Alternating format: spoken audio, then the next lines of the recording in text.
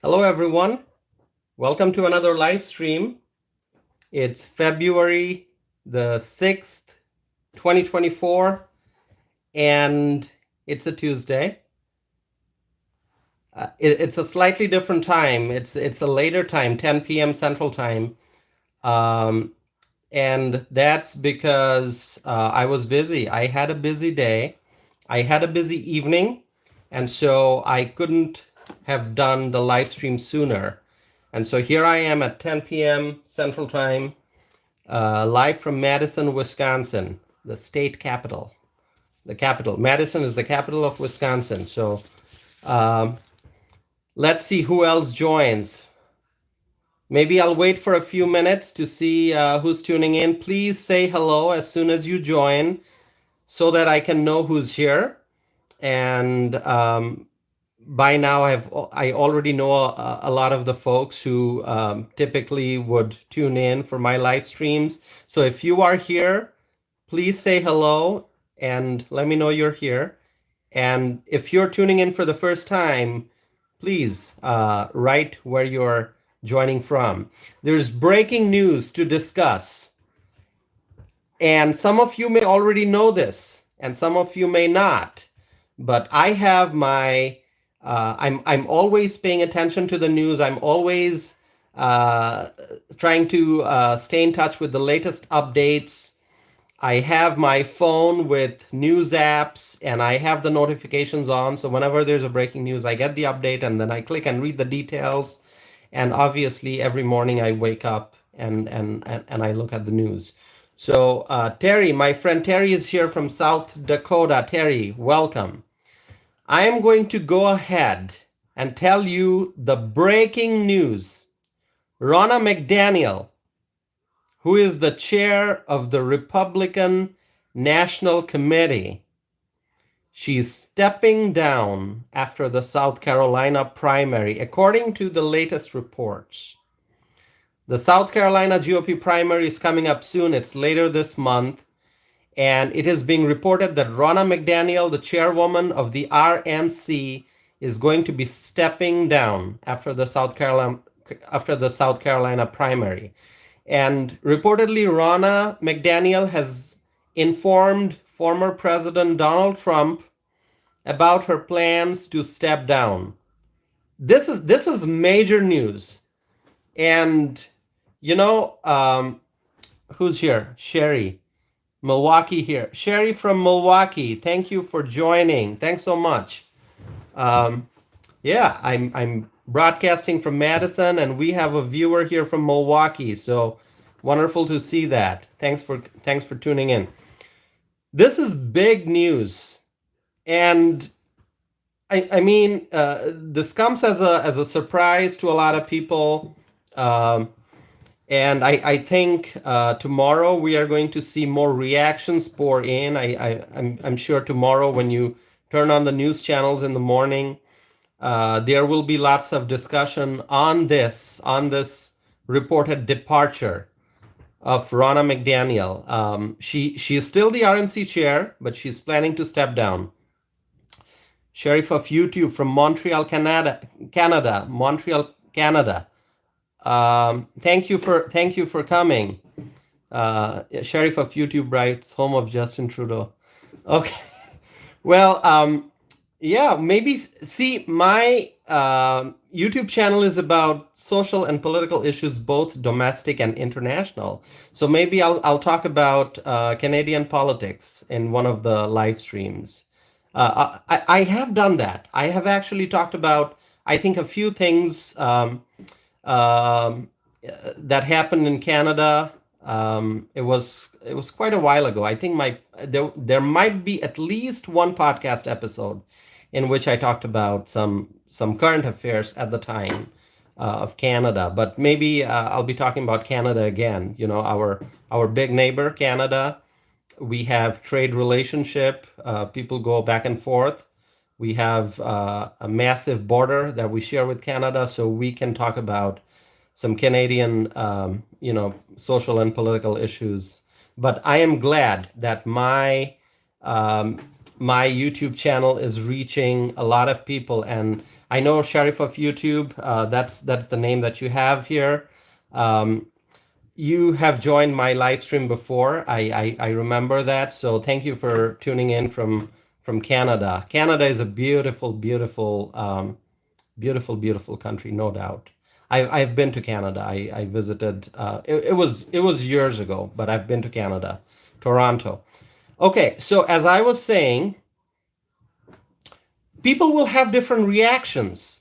Some will like this decision, and I'm referring to the decision, of Ronna McDaniel to depart from her position. Some people will like that decision, and some won't.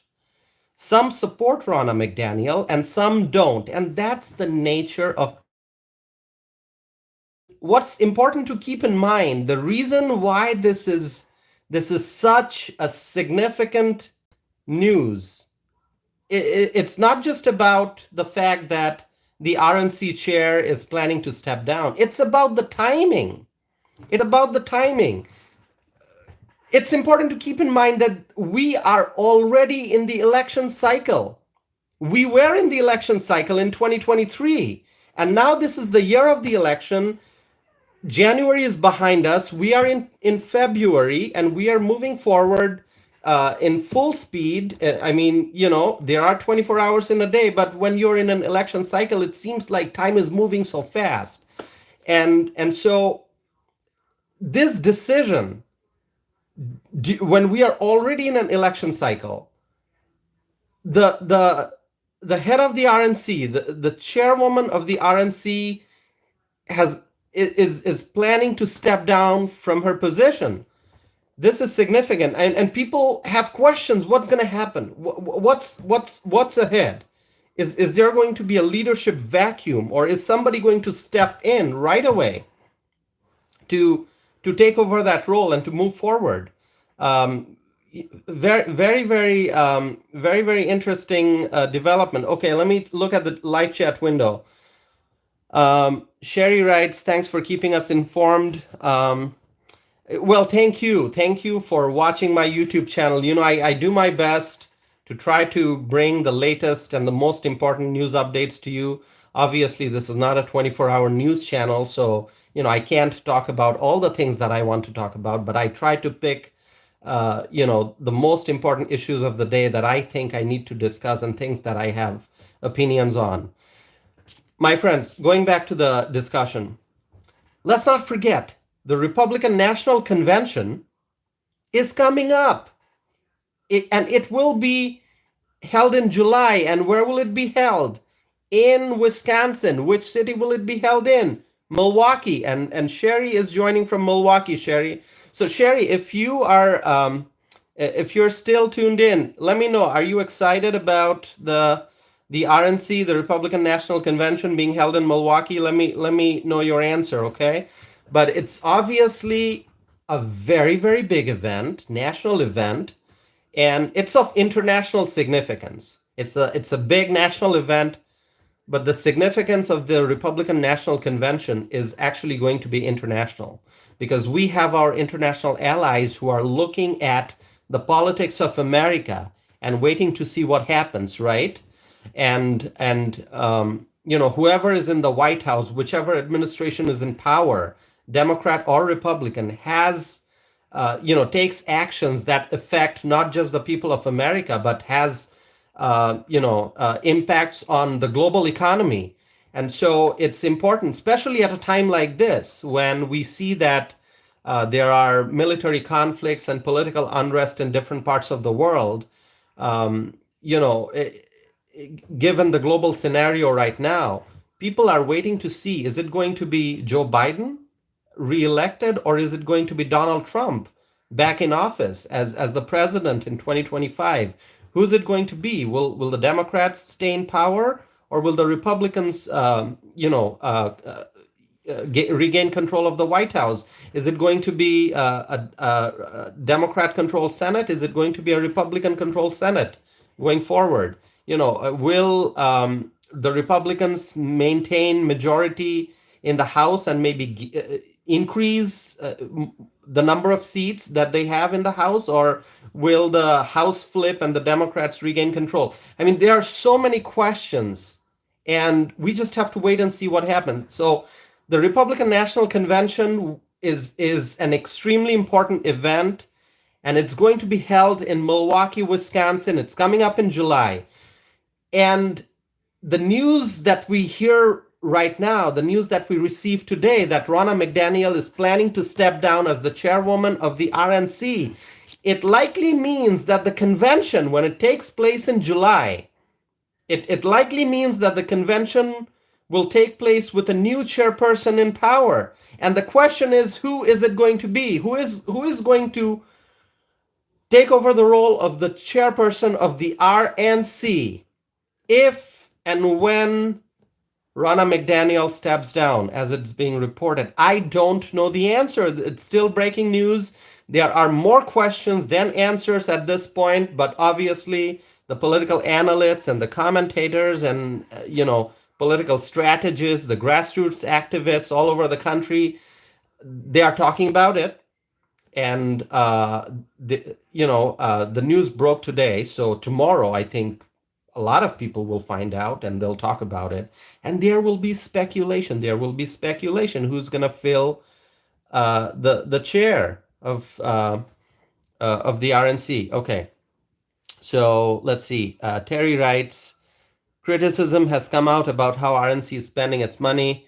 Okay, Terry. Well, thanks for sharing that information with us. I have to look at those reports. I haven't been able to do much research. I just wanted to come do this live and share my instant reactions. But the RNC and how they are spending money, I'm gonna take a closer look at that.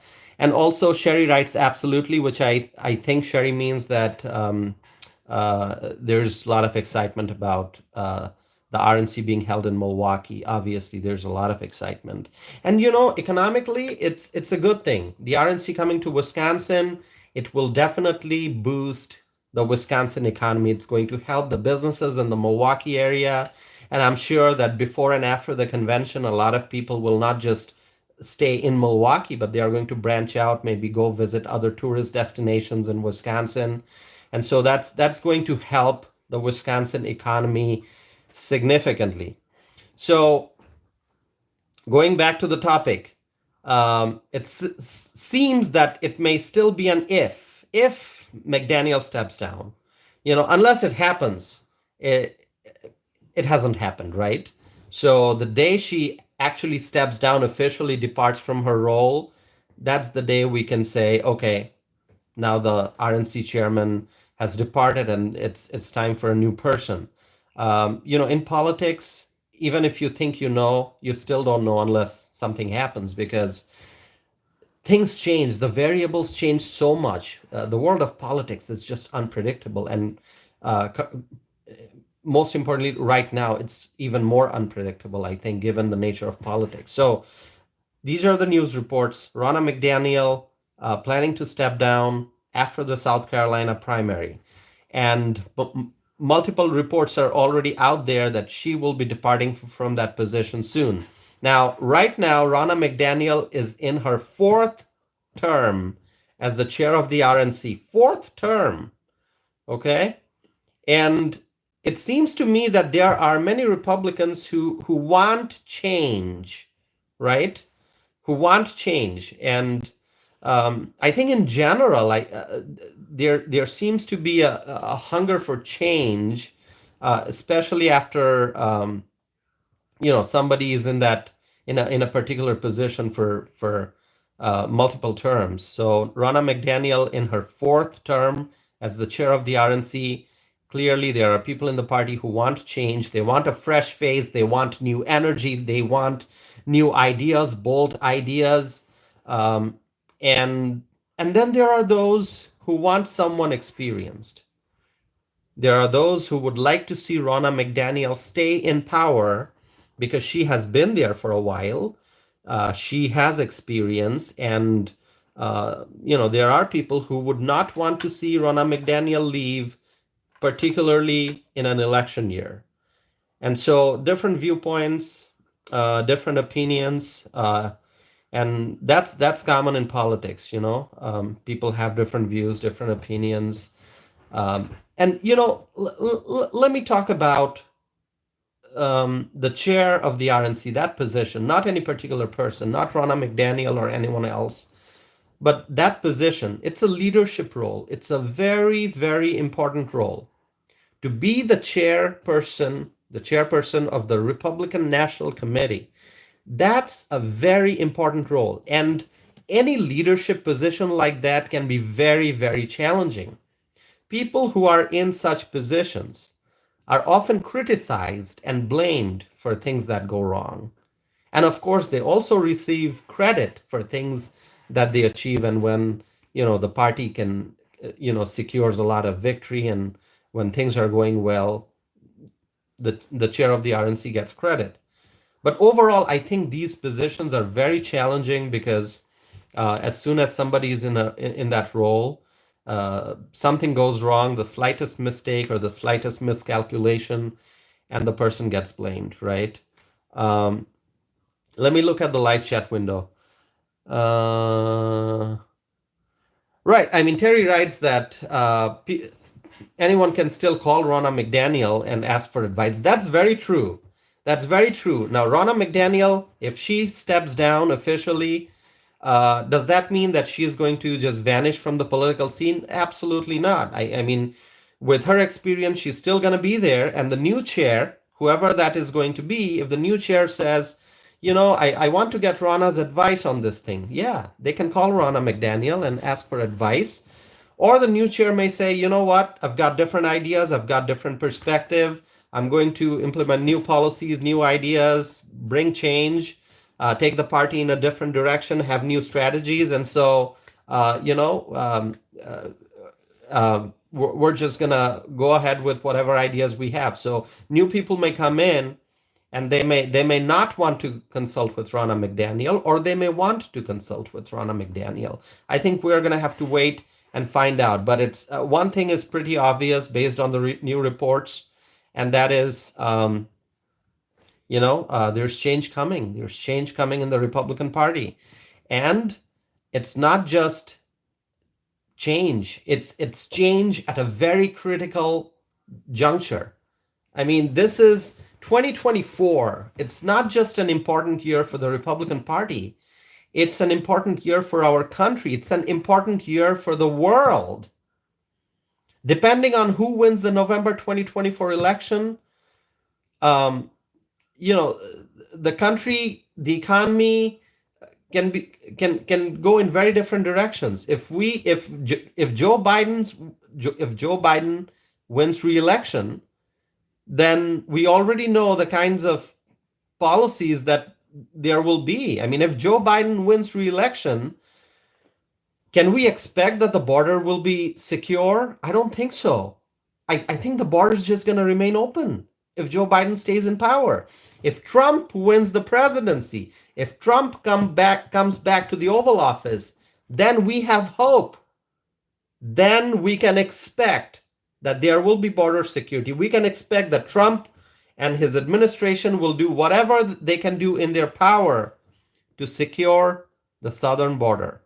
And they not only have to secure the southern border, but they also have to deal with, the millions and millions of undocumented immigrants who are already here. And that's going to be a big item that Trump administration, if Trump gets elected, that Trump administration has to deal with. Let's see the chat window. Okay, so Terry writes, I want to know what she's going to do. Terry, I don't know. I don't know what Ronna McDaniel is going to do after if and when she departs from this role. I don't know. That's a good question. I'm sure we'll find out. I want to change topics a little bit, unless the viewers, those who tuned in, have more questions about the RNC. I want to switch topics a little bit. Let me talk about New York. Okay. All right. I'm going to be talking about New York as I frequently do. I talk about New York, I talk about Chicago because there's always something going on in New York and Chicago. Every morning I wake up and I look at the news and there's something going on in New York. Eric Adams is up to something. Okay, sometimes he's rolling out prepaid card programs for the migrants, and sometimes he is, trying to stop the migrant buses from arriving. I mean, this guy, I don't know what to say about Eric Adams. I have not met Mayor Eric Adams, but there's always something going on in his city, and I mean, most of the time he's making poor decisions. That's pretty obvious. Now, you may be wondering why I'm laughing. I am so shocked. I am so sad seeing what goes on in New York City that I'm just like, okay, all I can do is laugh at this point because I can't go and change the policies in New York. I obviously talk about it. I highlight what's going on in New York and all the things that are wrong with this migrant crisis, but I can't change anything. I obviously exercise my First Amendment right to free speech and I draw attention and I raise awareness, but I can't change what's going on in New York. I'm not even a voter in New York. I'm a voter in Wisconsin. But I am trying to reach more and more people in New York through my YouTube channel to kind of take action. Why are New Yorkers electing folks like Eric Adams? And, before that, it was Bill de Blasio, who was also an extremely poor mayor. I think his policies were bad. And in Chicago, people elected Lori Lightfoot, who was, a pretty bad mayor. I think she had terrible policies. And then she launched her re-election campaign. And I remember she was dancing on the street and she was singing vote, vote, vote. I don't know if you saw that. I mean, look it up, okay? There's a video, you will find it on YouTube, of Lori Lightfoot having an event. Maybe it was a campaign kickoff. I don't know. It was a campaign event, her re-election campaign event. And she was, there were drummers who were playing music and different, beats. And she was out there, kind of dancing, moving and dancing and saying, vote, vote, vote. I mean, it was pretty much, it was fun. It was fun to watch. And I actually watched that video multiple times because it seems like people were having fun, which is okay. People should have fun, The economy is so depressing. If people can find opportunities to have fun and to be cheerful, I think that's good. It's good for health. But anyway, she had lots of interesting things during her campaign, like that, street dance that she did, and people were happy. I think people looked happy. But then she lost, and people elected Brandon Johnson, who is, my God, he's got such terrible policies. I think under Mayor Brandon Johnson, Chicago is going downhill. There's no doubt about that. He is taking taxpayer dollars and spending them on migrants like he's giving away candy, at a parade or something. That's how Mayor Brandon Johnson and the Chicago City Council are spending American taxpayer dollars on the migrants. It's unbelievable. Chicago's economic future is pretty. It's pretty bad. Unless they get new leaders who can change the course and change the direction of the Chicago economy, change the policies, and combat crime and empower the law enforcement and bring stability and order back to Chicago. Chicago is such a wonderful city, so they need new leaders. Anyway, see, I kind of deviated and I started talking about things that I wasn't planning to. Anyway, I wanted to talk about New York. In New York, migrants were arrested in connection to a string of robberies. A string of robberies in New York, and migrants were arrested. There's reportedly a 14-member criminal operation, and there's reportedly a cell phone crime operation that's run by migrants in New York City. So 7 migrants were arrested in New York. Reportedly, stolen goods were also recovered during a raid. And so here's what I learned from the news reports. These criminals, alleged criminals, right? We have to use the term alleged. It's so important, okay? You have to use the term alleged. Even if criminal activities have been caught on camera and people can see what's going on, as long as there's a court case, you have to say alleged, okay? Innocent until proven guilty. Anyway, so I want to be legally correct. And if you have thoughts, you can let me know. So these alleged criminals steal cell phones. They stole cell phones, and they then hack into the phones and get access to personal information, banking apps, stuff like that. And reportedly, the alleged criminals, use mopeds to steal people's phones. They snatch phones from people, right? So there are migrants who are reportedly committing crimes and causing harm to people in New York. And so that's causing tension. But the border remains open. The border remains open because Joe Biden is in office, and Joe Biden has far left politicians in his administration. He has far left allies. And that's why the southern border remains open as more and more migrants are coming into the United States. And so, my friends, I will say something that I have said not dozens of times, maybe hundreds of times. We need to secure the southern border, and we need to stop the influx of illegal immigrants. Let me repeat. As a country, we have to secure our southern border, and we have to stop the influx of illegal immigrants. I've said it twice now during this live stream. That means it's important. But that's probably not going to happen if Joe Biden remains in office. Let's see what my viewers are saying in the chat window. Okay. Terry writes, Adams, a lesson in what not to do, right? Terry is referring to Mayor Eric Adams. Yeah. So look at Eric Adams. Look at what he's doing as the mayor. And, a lot of the actions that he's taking pertaining to the migrant crisis, I mean, those are things that mayors should not be doing. If you really want to learn from local elected officials about how to take a stance against illegal immigration, go pay attention to the El Paso County, Colorado Board of Commissioners. El Paso County, not El Paso, Texas. This is El Paso County in Colorado. Their Board of Commissioners did a press conference and said El Paso County will not be a sanctuary county. That's the kind of local elected officials we need. And, New York City needs elected officials like the El Paso County Board of Commissioners. Okay. Let's see. The chat window.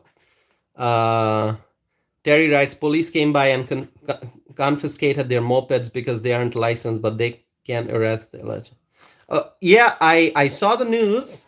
I think I did a little video on it that mopeds were confiscated by New York law enforcement because they were not, I think they were not registered. Anyway, let's see some other comments. Sherry writes, these illegal migrants, once convicted, should be deported immediately. Sherry, anyone who is here in the United States illegally should not be here and should be deported. That's clear. But what Biden has done in these years since 2021, by keeping the border open, this administration has allowed so many millions and millions and millions of illegal immigrants to enter the United States. So now it's going to be a big challenge for whoever comes to power next, a Republican administration, to deport millions of people. And it's just like we're going to have a conversation on that. We're going to have a conversation about how Trump can address this crisis if he gets elected, by securing the border and by addressing, the presence of the migrants who are already here, should they be deported? How is it going to take place? I mean, do we have the resources? What will be the method? What will be the criteria? What's going to happen? How soon can the cases be, processed through the judicial system? Very complicated. So I'm not going to go into that discussion now. And I think we'll have to wait for a Republican president to be elected. And, I'm hoping that's going to be Donald Trump because he's clearly the front runner. Can Nikki Haley get the GOP nomination? I don't think so. I don't think Nikki Haley has any path to the GOP nomination at this point. But I've said that before. She's continuing to stay in the race. That's her wish. I keep saying Nikki Haley has a great political future, but 2024 is not her year. She should step down. She should suspend her campaign and endorse Trump, but obviously she hasn't done that yet. Let me read the comments here. Sherry writes, we have immigration laws, Biden administration ignores them. That's true, Sherry. That's correct. And Terry writes, Trump will get deportation started. Terry has a lot of confidence in Trump, as many of us do. I have a lot of confidence in Trump. I think once Trump is in office, he's going to take the right steps, and he has everything planned. I think Trump already knows what he's going to do. I think Trump, obviously he can't, discuss everything that's in his mind. I'm sure he knows who he is going to pick for vice president. I think he knows that already, but we'll have to wait to find out. And I also think that Trump already has a list of names. I mean, this is me guessing. I haven't talked to Trump. I'm just guessing. I'm guessing, it's my guess, that Trump already knows who he's going to select for the different cabinet positions if he gets elected. So, and I'm pretty sure Trump knows what actions he's going to take on day one after he's reelected, after he gets sworn into office. I think Trump, if he is elected, he's going to be much stronger than he was in his first term. He was a very strong president in his first term. And I think in his second term, he's going to be a much, much, much stronger president. And so, obviously, I'm going to vote for Trump. I'm waiting for Trump to become the next president. And I think we all are. Sherry writes, America must deport these illegals. Trump 2024, absolute. Sherry, you say Trump 2024. I say Trump 2024. 2024 is the year for Trump. I'm hoping that he wins, but Republicans are going to have to work really hard as we get closer to the election. So the border remains open with Joe Biden in office, and the crisis continues. And it's not just the crisis at the southern border, it's crisis in New York City and Chicago. And the liberal politicians in New York and Chicago, they're actually fueling this crisis. They are adding fuel to the fire, because rather than saying, no, we're not a sanctuary city, we're not going to be a sanctuary city, we don't want undocumented immigrants, rather than saying that, New York and Chicago liberals are coming up with more and more dollars for the migrants, and the dollars are coming from the pockets of American taxpayers. So by providing more financial incentives, by providing housing, medical support, legal aid, food, clothes, whatever, bus passes, these left-wing politicians are enticing more foreign nationals to come into the United States illegally, and that's wrong.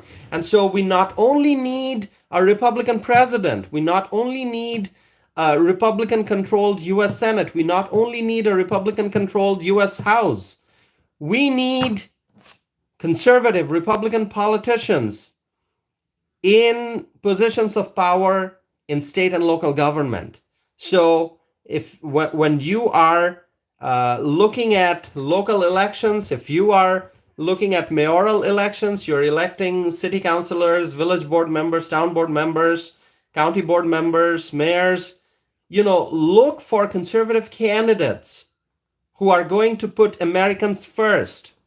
When you are voting for the governor in a gubernatorial election, vote for conservatives. When you are electing state senators and state representatives, vote for conservatives. When those candidates are out there campaigning and they're doing town halls and meet and greet events, go and ask them where they stand on the issue of border. And if candidates say that they support a secure border and they're going to put Americans first and they are not going to prioritize illegal immigrants, those are the candidates you're going to vote for. And any candidate who says that the migrants should be getting taxpayer-funded housing and food and medical services, don't vote for those candidates. Don't. We need local, state, and federal elected officials who are going to put Americans first. Let's check the chat window.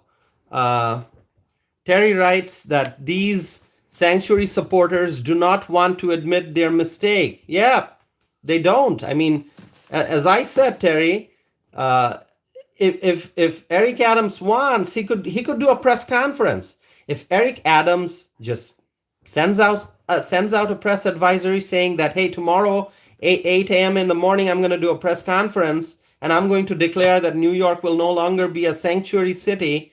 I mean, he can do that if he wants. And Brandon Johnson can do that.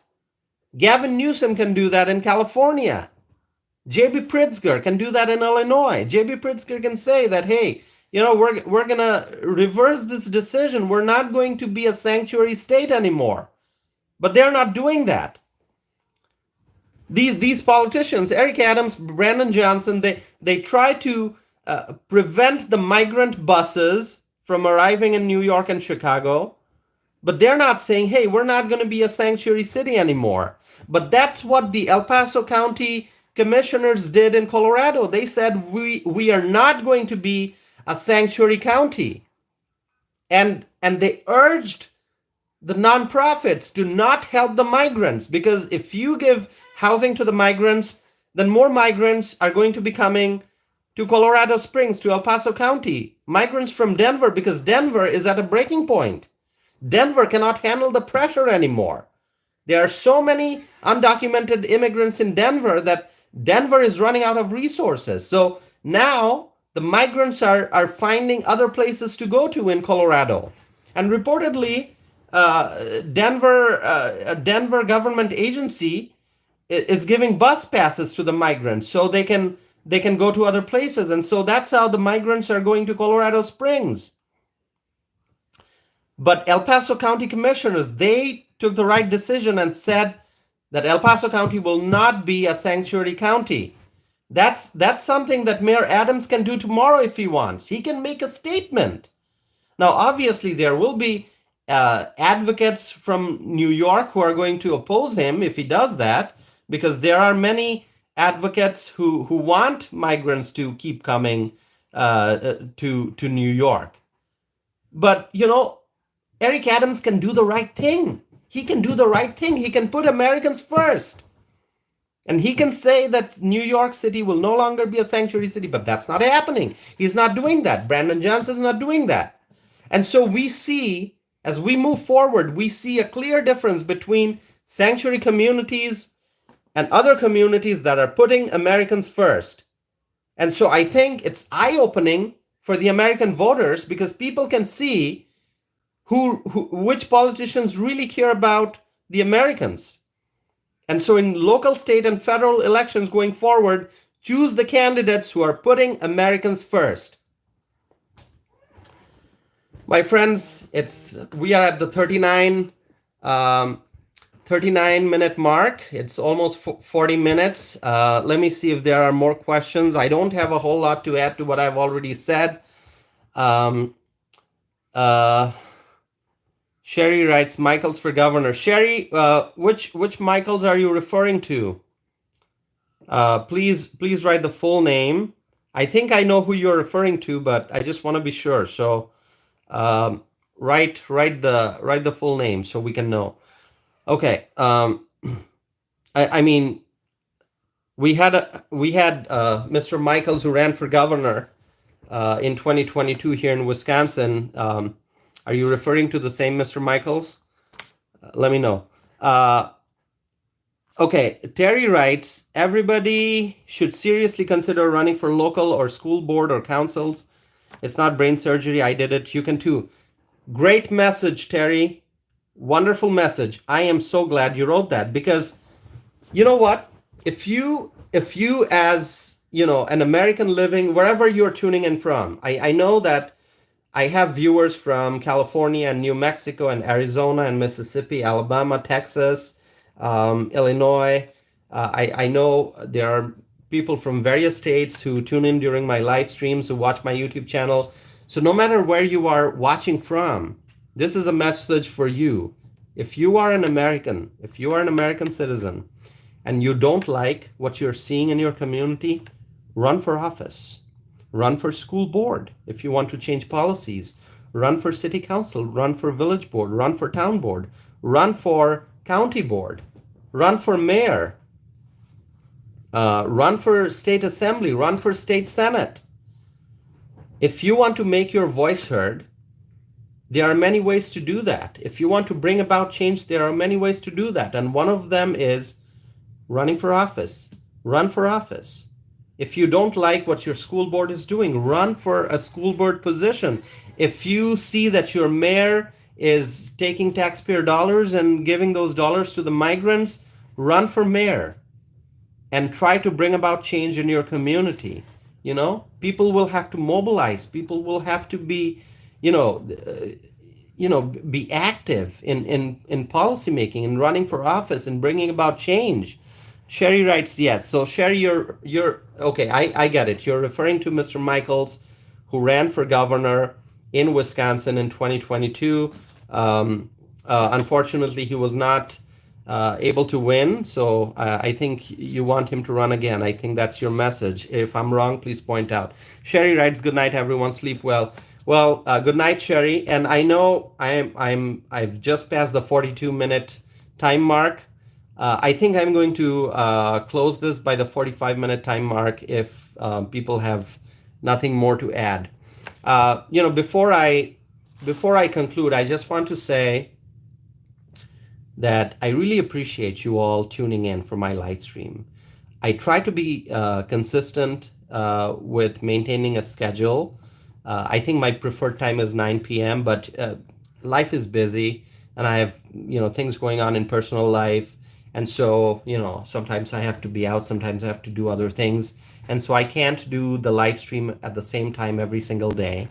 I try to do at least 5 live streams in a week. That's my goal.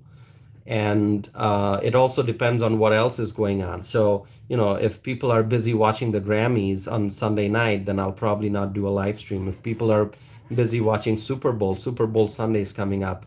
So on Sunday, I'm not going to do a live stream unless I do it earlier in the day. So I appreciate you tuning in. It means a lot to me. You're supporting my channel and you're helping me spread my message by tuning in, by writing your comments, by writing your questions in the chat window. Terry writes, I'm allegedly going to bed soon too. All right, Terry, I'm allegedly going to end this live stream, as I said, by the 45-minute time mark. So thank you all for tuning in. If you like my videos, please subscribe. Please subscribe to my channel if you haven't already done so. And please tell your friends, family members, and neighbors about my channel. Let them know that they can subscribe, they can watch my videos. Share my videos on Facebook, on Twitter, on Truth Social. If you're on Truth Social, send emails to your friends and family members, and share links to my videos. Help me spread my message. Thank you all for tuning in. I appreciate your time, and we are half a minute away from the 45-minute time mark, so I'm going to end this live stream. Have a wonderful night, and I'm going to be back with more live stream, more content, so please stay connected. Thank you once again for joining. Have a wonderful night, and let's make America great again.